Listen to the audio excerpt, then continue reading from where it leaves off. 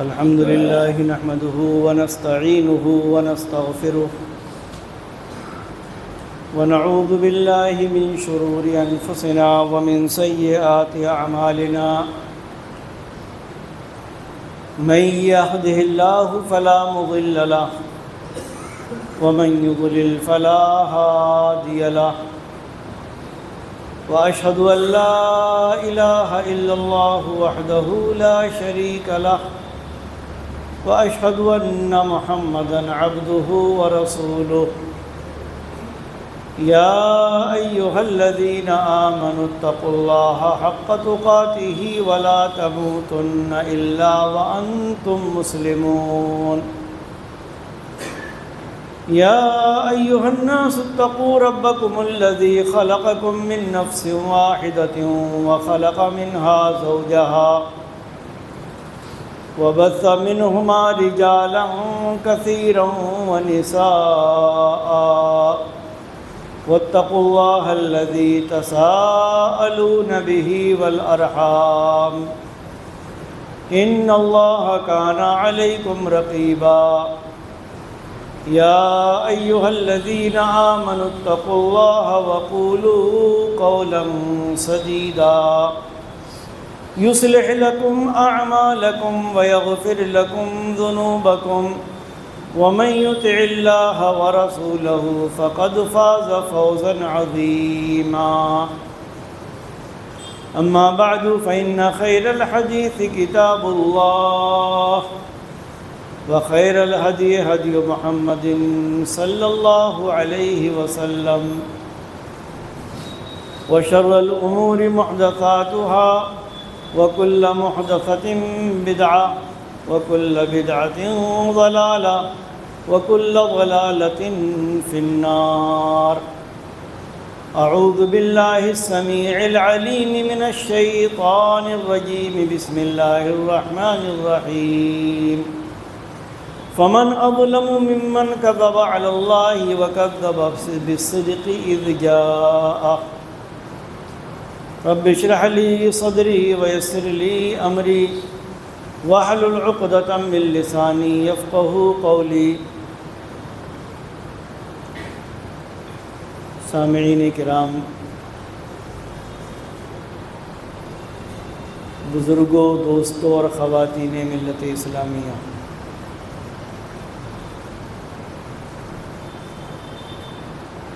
اللہ رب العالمین نے ہماری ہدایت و رہنمائی کے لیے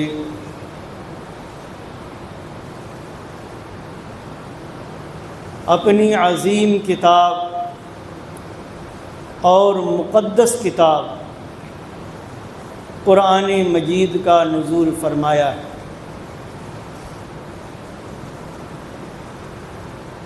جو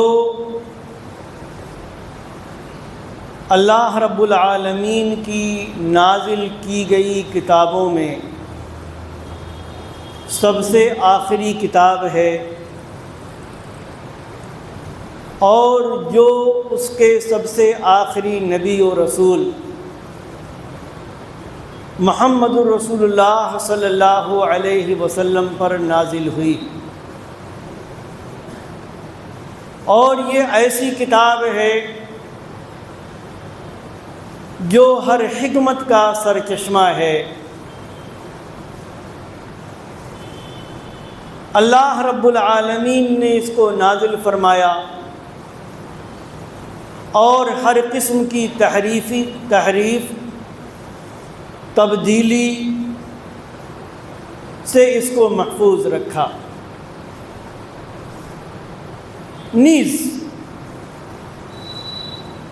یہ کتاب کے جس میں احکام دیے گئے ہیں، دنیا و آخرت کی بھلائی کے راستے بتائے گئے ہیں، توحید، شرک،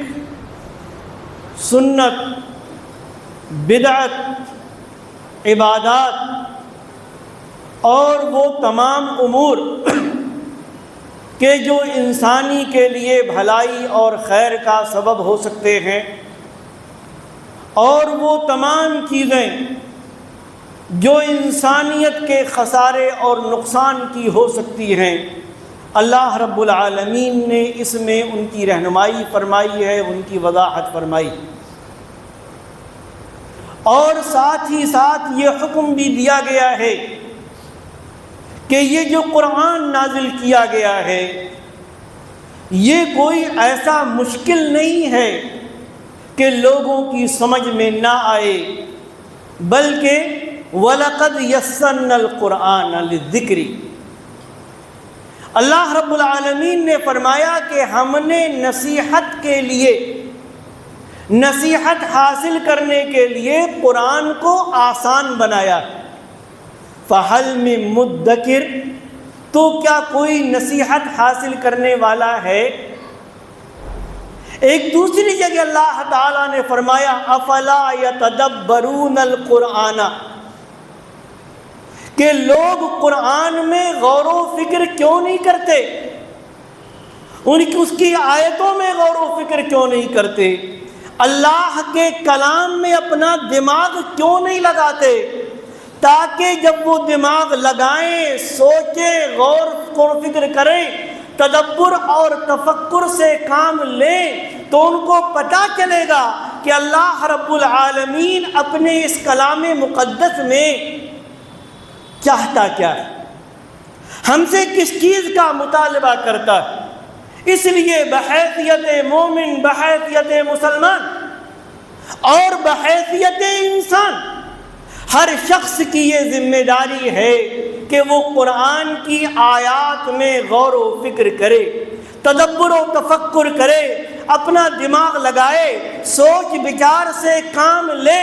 چنانچہ سوچ بچار کے بعد وہ چیزیں جو اس کے فائدے کی ہوں، جو اس کے نفع کی ہوں، جو اس کو عزت دینے والی ہوں، جو اس کی سربلندی کا سبب ہوں، جو اس کو اللہ کے یہاں محبوب بناتی ہوں، ان کو وہ اپنائے، اور وہ تمام چیزیں جو قرآن میں بیان کی گئی وہ اس کے نقصان کے لیے ہوں، خسارے کے لیے ہوں، ذلت و رسوائی کے لیے ہوں، اللہ کا نافرمان اور ناپسندیدہ بندہ جو چیزیں بناتی ہوں ان سے آدمی بچے اور ان کے قریب تک نہ جائے۔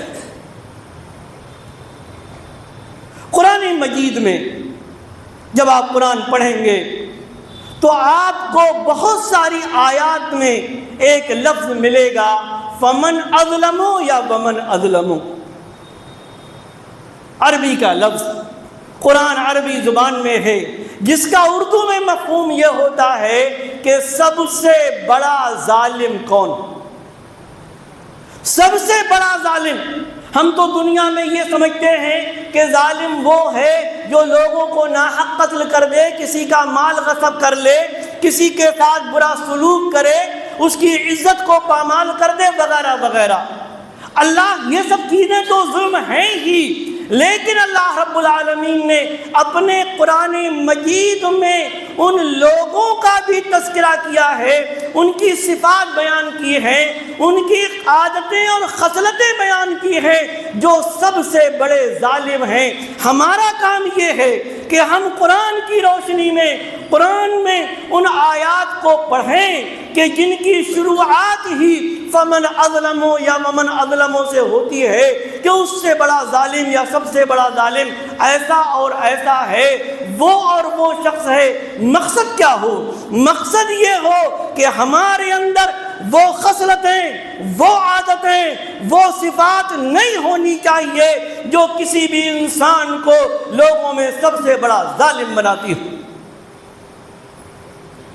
اور ہم ان سے بچیں، اپنے آپ کو بچائیں تاکہ اللہ رب العالمین کے غضب کے اور اس کے عذاب کے شکار نہ ہوں۔ اگر ہم اختصار کے ساتھ قرآن کی ان آیات پر غور کریں کہ جن میں اللہ رب العالمین نے لوگوں میں سب سے بڑے ظالموں کی صفات بیان کی ہے تو ہم کو ملے گا کہ اللہ تبارک و تعالی نے بے شمار آیات میں ایک بات کی وضاحت کی ہے کہ جو اللہ پر جھوٹ بولے، اللہ پر افترا پردازی کرے، اللہ کے سلسلے میں غلط بیانی کرے، وہ سب سے بڑا ظالم ہے۔ سب سے بڑا ظالم۔ اور ایک چیز یاد رکھیے گا، قرآن میں ایک جگہ شرک کو سب سے بڑا ظلم کہا گیا ہے۔ شرک یہ نہ صرف یہ کہ سب سے بڑا ظلم ہے، بلکہ اللہ تبارک و تعالی پر سب سے بڑا جھوٹ، سب سے بڑی افترا پردازی ہے۔ کیوں؟ اس لیے کہ ہم جانتے ہیں یہ قرآن کا اصول ہے، یہ قرآن کا ضابطہ ہے، یہ قرآن کا منشا ہے، یہ اسلام کا منشا ہے کہ اللہ اکبر، اللہ سب سے بڑا ہے۔ اللہ اپنی ربوبیت میں، اللہ اپنی الوہیت میں، اللہ اپنے اسماء و صفات میں سب سے بالا اور اعلیٰ ہے۔ دنیا کا کوئی بھی انسان، کائنات کی کوئی بھی مخلوق اللہ تبارک و تعالیٰ کے برابر نہیں ہو سکتی۔ اور اگر کوئی آدمی توحید کو چھوڑ دے، رب کی عبادت کو چھوڑ دے، اس کی ربوبیت میں، اس کو الوہیت میں اگر دوسروں کو شریک ٹھہرانے لگے تو گویا کہ اس نے اللہ کی مخلوقات کو اللہ کے برابر قرار دے دیا، اللہ کے برابر قرار دے دیا۔ اور مخلوق کو اللہ کے برابر قرار دینا یہ اللہ کے سلسلے میں سب سے بڑا جھوٹ اور اللہ تبارک و تعالیٰ کے سلسلے میں سب سے بڑی ناانصافی۔ سورہ کہف ہم اور آپ پڑھتے، بہت زیادہ پڑھتے ہیں۔ اللہ تعالیٰ نے چند نوجوانوں کا اس میں ذکر کیا جو توحید پر قائم ہوئے، قوم کی روش کو چھوڑ کر، ان کے شرک کو چھوڑ کر، ان کی خرافات کو چھوڑ کر اللہ کی عبادت کی طرف آئے۔ اور جب حالات ان کے لیے خراب ہو گئے اور جس ملک میں یا جس شہر میں وہ رہتے تھے، اپنے ایمان کی وجہ سے، اپنی توحید کی وجہ سے، اللہ کو رب اور اللہ کو معبود برحق ماننے کی وجہ سے جب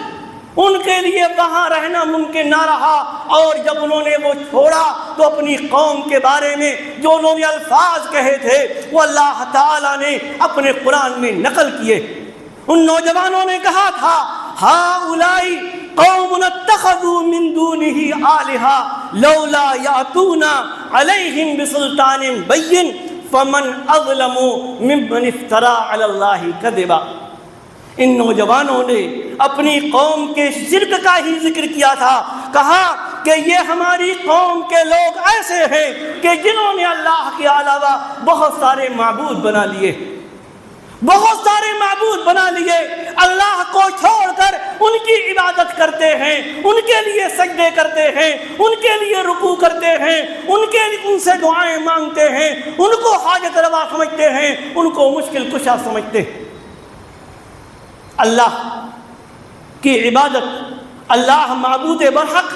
ایک آدمی، ایک انسان مومن اور مسلمان ہی کہلاتا ہے اس بات کا دل اور زبان سے اقرار کر کے کہ اللہ کے علاوہ کوئی حقیقی معنوں میں معبود نہیں، کوئی عبادت کے لائق نہیں ہے، نہ اس کے لیے نماز پڑھی جائے گی، نہ اس کے لیے روزہ رکھا جائے گا جو اللہ کے علاوہ کوئی اور ہو، نہ اس سے دعائیں مانگی جائیں گی، نہ اس کو مشکل کشا سمجھا جائے گا۔ کیوں؟ اس لیے کہ رب کائنات نے سورہ بقرہ کے 3 رکوع ہی میں فرمایا، یا ایھا الناس اعبدوا ربکم الذی خلقکم والذین من قبلکم لعلکم تتقون۔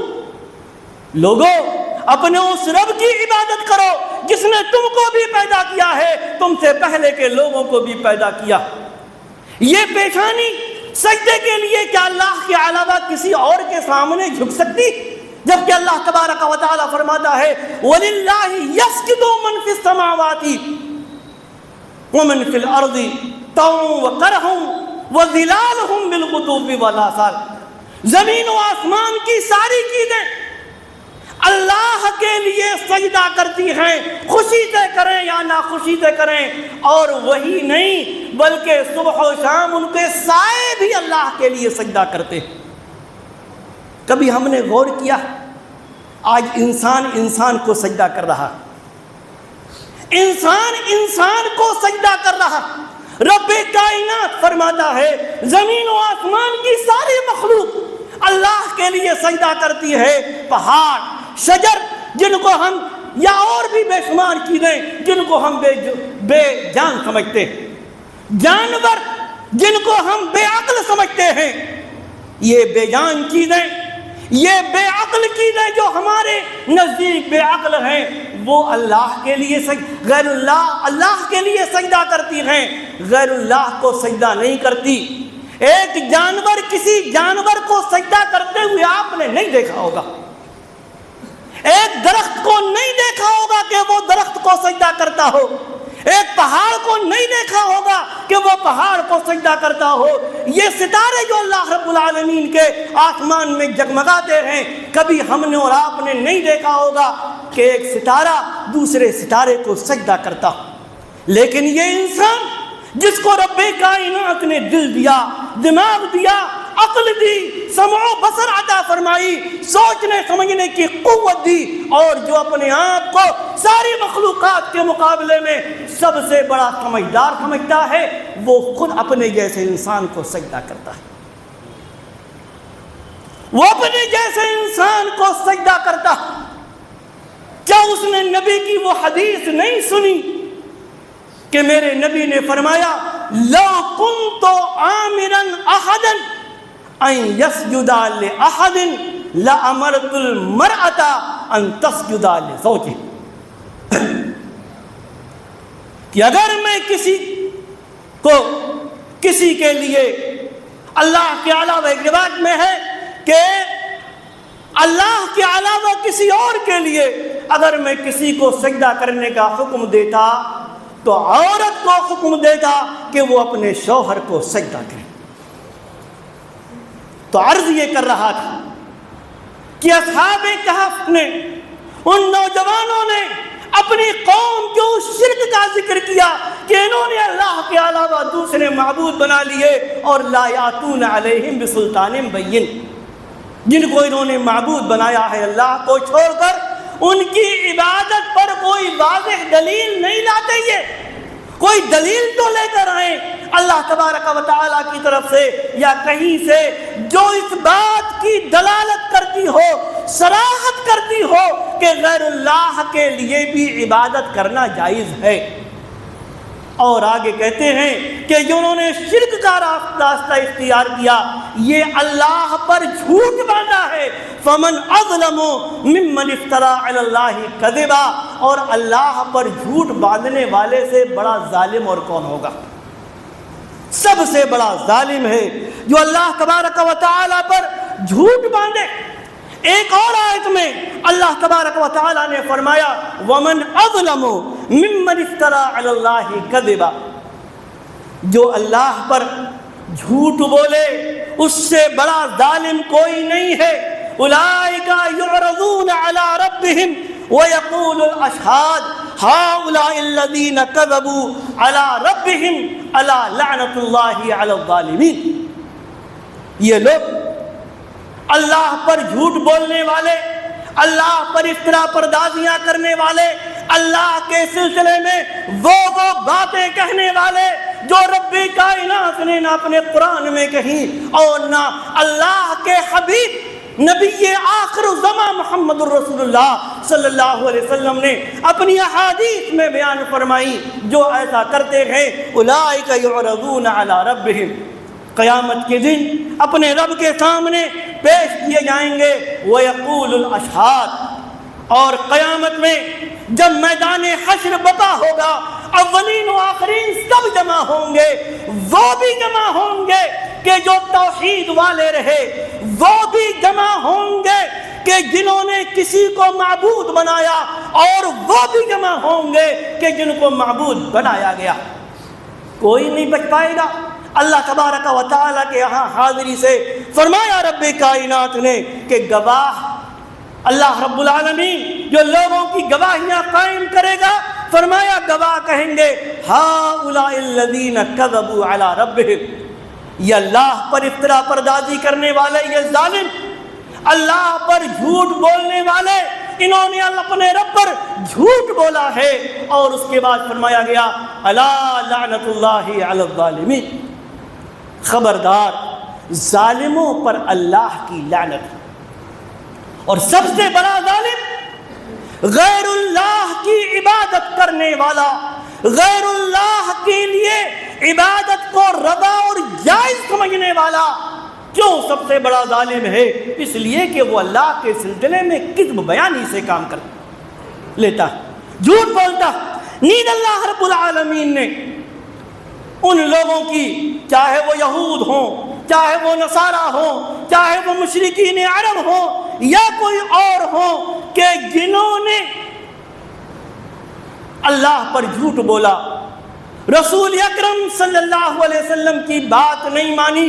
نبی کا اتباع نہیں کیا۔ نبی نے کہا یا ایھا الناس قولوا لا الہ الا اللہ تفلحوا، لوگو تم اس بات کا اقرار کر لو کہ اللہ کے علاوہ کوئی معبود برحق نہیں ہے، تم کامیاب ہو جاؤ گے۔ اس کے جواب میں انہوں نے کہا تھا کہ کیا ہم ایک انسان کے کہنے پر اپنے ان سارے معبودوں کو چھوڑ دیں، ان معبودوں کو ترک کر دیں، ان کی عبادتیں ترک کر دیں، ان کے لیے رکوع ترک کر دیں، ان کے لیے سجدے ہم چھوڑ دیں، ان کو حاجت روا اور مشکل کشا ہم بنانا چھوڑ دیں؟ اللہ رب العالمین نے ایسے سارے لوگوں کی مدد بیان فرمائی، فرمایا ومن اظلم ممن افترى علی اللہ الکذب وہو یدعی الی الاسلام، اس سے بڑا ظالم کون ہوگا؟ یعنی کوئی نہیں ہے اس سے بڑا ظالم جو اللہ پر جھوٹ بولے اس حال میں کہ اس کو اسلام کی طرف بلایا جاتا ہے۔ نبی نے بلایا، کہا کہ اللہ کے علاوہ کوئی معبود نہیں، کوئی ایسا نہیں کہ جو حقیقی معنوں میں عبادت کے لائق ہو، اپنی زبان سے بھی اقرار کرو اور اپنے دل سے بھی مانو کہ اللہ کے علاوہ کوئی معبود برحق نہیں۔ انہوں نے کہا نہیں چھوڑیں گے، ہم نہیں مانی نبی کی بات۔ چنانچہ اور نبی کے بعد وہ تمام لوگ جو صحیح راستے پر قائم ہوں، چاہے وہ علماء ہوں، محدثین ہوں، فقہاء ہوں، ائمہ ہوں، اللہ کی توحید کو ماننے والے ہوں، صراط مستقیم پر گامزن رہنے والے، قیامت تک جو لوگوں کو سیدھی راہ بتاتے ہیں، سیدھا راستہ بتاتے ہیں۔ فرمایا کہ جو اللہ پر جھوٹ بولتے ہیں حالانکہ ان کو اسلام کی طرف بلایا جاتا ہے، ان سے بڑا ظالم کون ہوگا؟ واللہ لا یہدی القوم الظالمین، اور اللہ تعالی ظالموں کو ہدایت نہیں دیتا۔ نیز جو آدمی حق جاننے کے بعد، حق بات سمجھنے کے بعد، حق بات کا علم ہو جانے کے بعد اس کو قبول نہ کرے، اس کو جھٹلا دے، اس پر عمل نہ کرے، رب کائنات نے اپنے قرآن میں اس کو بھی ظالم کہا ہے۔ یقین نہ آئے تو پڑھ لے قرآن کی آیات۔ فرمایا اللہ تعالیٰ نے سورہ عنکبوت میں وَمَنْ أَظْلَمُ مِمَّنِ افْتَرَىٰ عَلَى اللَّهِ كَذِبًا أَوْ كَذَّبَ بِالْحَقِّ لَمَّا جَاءَهُ، اس سے بڑا ظالم کون ہوگا جو اللہ پر جھوٹ بولے یا حق آ جانے کے بعد، صحیح بات آ جانے کے بعد، درست بات آ جانے کے بعد، قرآن کی واضح تعلیمات آ جانے کے بعد، نبی کا صحیح طریقہ، نبی کی صحیح سنت آ جانے کے بعد اس کو جھٹلا دے، اللہ کو بھی جھٹلائے، اللہ کے احکامات کو بھی جھٹلائے،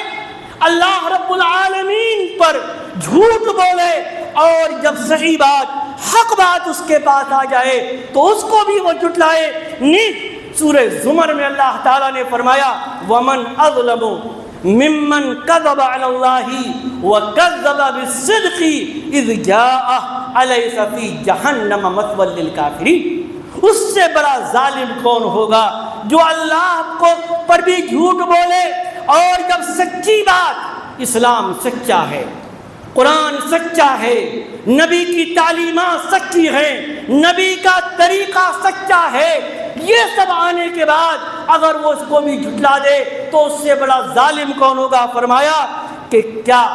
کافروں کا ٹھکانہ جہنم نہیں؟ اور صرف یہی نہیں کہ آدمی اللہ پر جھوٹ بولے، بلکہ بعض لوگوں کو دیکھا ہوگا آپ نے، نماز کے قریب نہیں، طہارت کے قریب نہیں، دیکھ کر ایک اچھا بھلا انسان جس کے پاس نہ آئے،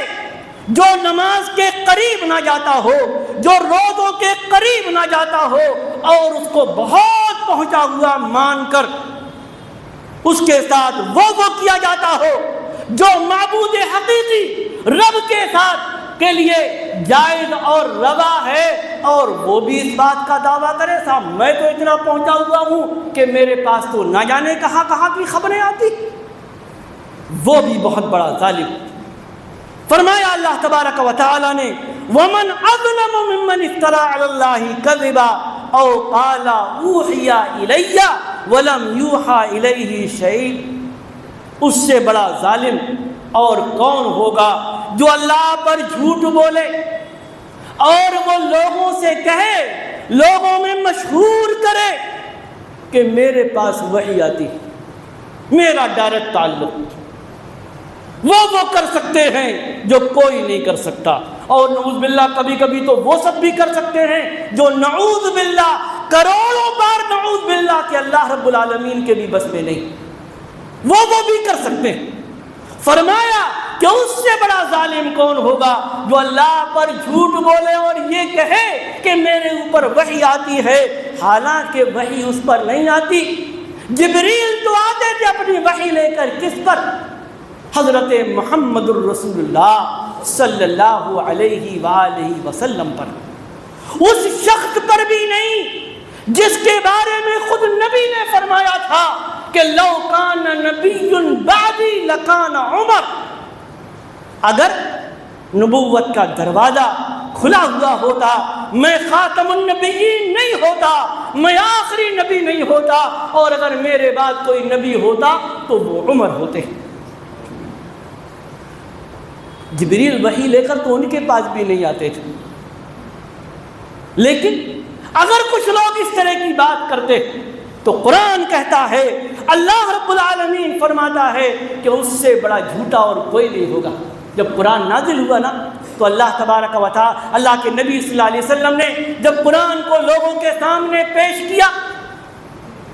تو بعض لوگوں نے کہا تھا کہ لو نشاء لقلنا مثل ھذا، یہ جو محمد نعوذ باللہ پیش کر رہے یہ تو ایسی چیزیں ہیں کہ جو پچھلے لوگوں کی قصے کہانیاں ہیں، اگر ہم چاہیں تو ہم بھی ایسا کلام پیش کر سکتے، لیکن نہ کوئی اس وقت پیش کر سکا اور نہ آج تک پیش کر سکا ہے، اور ہمارا ایمان ہے اللہ رب العالمین کی قرآنی آیات کی روشنی میں کہ قیامت تک کوئی قرآن جیسا کلام پیش نہیں کر سکتا۔ اور آخری بات، اللہ تبارک و تعالیٰ کے سلسلے میں بغیر کسی علم کے، علم نہیں لیکن اللہ تبارک و تعالیٰ کے سلسلے میں ایسی باتیں کہنا، نبی کے بارے میں ایسی باتیں کہنا جو نہ نبی نے کیا نہ نبی نے فرمایا، یہ بھی ظلم ہے، اور جو ایسا کرے وہ بھی بہت بڑا ظالم ہے۔ قرآن میں اللہ تعالیٰ فرماتا ہے فَمَنْ أَظْلَمُ مِمَّنِ افْتَرَىٰ عَلَى اللَّهِ كَذِبًا لِيُضِلَّ النَّاسَ بِغَيْرِ عِلْمٍ إِنَّ اللَّهَ لَا يَهْدِي الْقَوْمَ الظَّالِمِينَ، کہ اس سے بڑا ظالم کون ہوگا جو اللہ پر جھوٹ بولے اور بغیر علم کے تاکہ لوگوں کو گمراہ کر دے، لوگوں کو گمراہی میں ڈال دے، لوگوں کو ایسے طریقے میں مبتلا کر دے جو طریقہ نہ اللہ نے بیان فرمایا، جو طریقہ نہ نبی کا، جو طریقہ نہ خلفائے راشدین کا، جو طریقہ نہ صحابہ کرام کا، جو طریقہ نہ تابعین کا، جو طریقہ نہ تبع تابعین کا، جو طریقہ نہ ائمہ اربعہ کا، جو طریقہ نہ محدثین کا، نہ فقہا کا، نہ اللہ کے نیک لوگوں کا، اس میں وہ تمام چیزیں شامل ہوں گی جن کو لوگ بغیر کسی علم کے لوگوں کے سامنے بیان کرتے ہیں، یہ فلاں جگہ ہے اور فلاں جگہ، اس میں وہ بھی شامل ہوں گے جو حدیثوں کے صحیح اور غیر صحیح ہونے کا علم جن کو نہیں ہوتا، اور آج کل سوشل میڈیا پر حدیثوں کو فارورڈ کرتے رہتے ہیں، بخاری کا نام لے کر، مسلم کا نام لے کر، کیا نام ہے اور بقیہ کتب ستہ کے مؤلفین کا نام لے کر، جبکہ ان کو پتہ نہیں ہوتا کہ یہ بات صحیح بھی ہے یا صحیح نہیں، وہ سب بھی اس میں شامل ہوں گے، جانے انجانے میں وہ نعوذ باللہ اللہ یا اللہ کے نبی صلی اللہ علیہ وسلم پر جھوٹ بولنے کے مرتکب ہو رہے ہیں۔ بچیں ان سب چیزوں سے۔ نیز اس میں وہ لوگ بھی شامل ہوں گے جن کو دین کا علم نہیں ہوتا لیکن دینی امور میں گفتگو کرتے ہیں۔ آپ دیکھیں کیسے کیسے مفتی پیدا ہو رہے ہیں، ڈبیٹ میں کس کس طریقے سے اپنے افتاء کی شیخی بگھارتے ہیں۔ ایک حدیث میں اللہ کے نبی صلی اللہ علیہ وسلم نے فرمایا تھا کہ اللہ تبارک و تعالی علم کو ایسے نہیں اٹھائے گا کہ لوگوں کے دلوں سے نکال لے، بلکہ علماء کو اللہ تعالیٰ وفات دے دے گا، اور جب علماء وفات پا جائیں گے، عالم نہیں رہے گا تو لوگ جاہلوں کو اپنا رہنما بنا لیں گے، چنانچہ ان سے سوالات کیے جائیں گے، فَأَفْتَوْا بِغَيْرِ عِلْمٍ فَضَلُّوا وَأَضَلُّوا، اور یہ جن کو مفتی بنا لیا جائے گا، ان جاہلوں کو جن کے پاس دین کا علم نہیں، شریعت کا علم نہیں، قرآن کا علم نہیں، سنت کا علم نہیں، سیرت طیبہ کا علم نہیں، جن کے پاس فقہ کا علم نہیں، وہ مفتی بن جائیں گے، لوگوں کو فتوے دیں گے۔ پیارے نبی صلی اللہ علیہ وسلم نے فرمایا خود بھی گمراہ ہو جائیں گے، دوسروں کو بھی گمراہ کریں گے۔ میرے بھائیوں، میرے دوستوں، نوجوانوں، ہم قرآن میں ان آیات کو پڑھیں جن میں اللہ تبارک و تعالیٰ نے جن لوگوں کو ظالم بتایا ہے، سب سے بڑا ظالم بتایا ہے، اور ان کی جو عادتیں بیان کی گئی ہیں، جو ان کے بارے میں ان کی بری خصلتیں بیان کی گئی ہیں، اپنے آپ کو ان سے بچائیں، اپنے آپ کو ان سے محفوظ رکھیں۔ کیوں؟ اس لیے کہ ایک وقت آئے گا جب ہم اللہ کے سامنے جمع ہوں گے، اور اللہ نہ کرے اگر ہم ظالم بن کر گئے تو قرآن کہتا ہے کہ جب میدان حشر ہوگا تو ظالموں کو ان کی معذرت کوئی فائدہ نہیں پہنچائے گی، کوئی نفع نہیں پہنچائے گی۔ اللہ تبارک و تعالی ہمیں کتاب و سنت کو سمجھنے کی توفیق عطا فرمائے۔ اللہ تعالی ہمیں ہر قسم کے ظلم سے محفوظ رکھے۔ اللہ تعالی ہمیں اللہ پر اور اللہ کے نبی پر افتراء پردازی اور جھوٹ سے محفوظ رکھے۔